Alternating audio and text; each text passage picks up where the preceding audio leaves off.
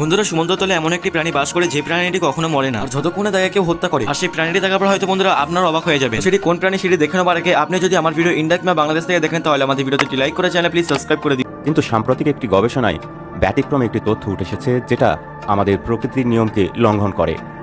এমন একটি ক্ষুদ্র প্রাণীর অস্তিত্বের গবেষণার ফলাফল বলছে তাদের মৃত্যু নেই, অথবা এভাবে বললেও বলা যায় যে এরা জীবনের শেষ পর্যায়ে এসে আবার নতুন জীবন শুরু করতে পারে।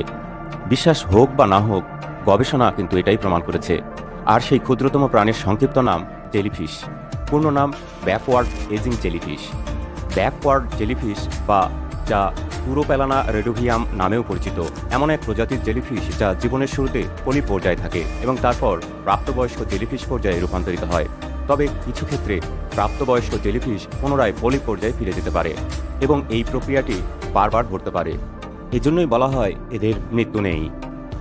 এই ব্যাকওয়ার্ড এজিং প্রক্রিয়াটি ট্রান্সডাইফারেন্সিয়েশন নামেও পরিচিত।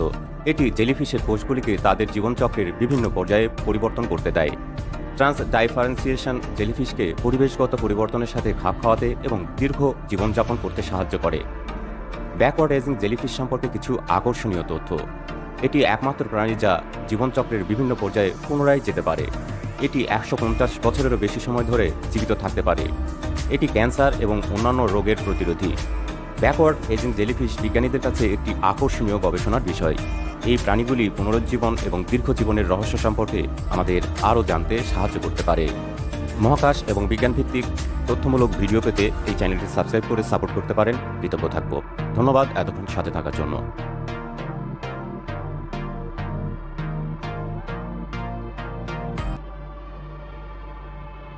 সেই প্রাণীটির নাম হলো বন্ধুরা ইমর্টাল জেলিফিশ, যেটাকে বাংলায় অমর জেলিফিশও বলা হয়। আর এইসব জেলিফিশ বন্ধুরা ভূমধ্যসাগরীয় অঞ্চলে এবং জাপান মতন দেশে পাওয়া যায়। আর বন্ধুরা এরা অমর হলেও সমুদ্রের মাছের ডিম, লার্ভার মতন জিনিসপত্র খায়। তো বন্ধুরা আপনিও কি এই প্রাণীটিকে যদি দেখতে চান তো কমেন্ট অবশ্যই জানিয়ে দেবেন।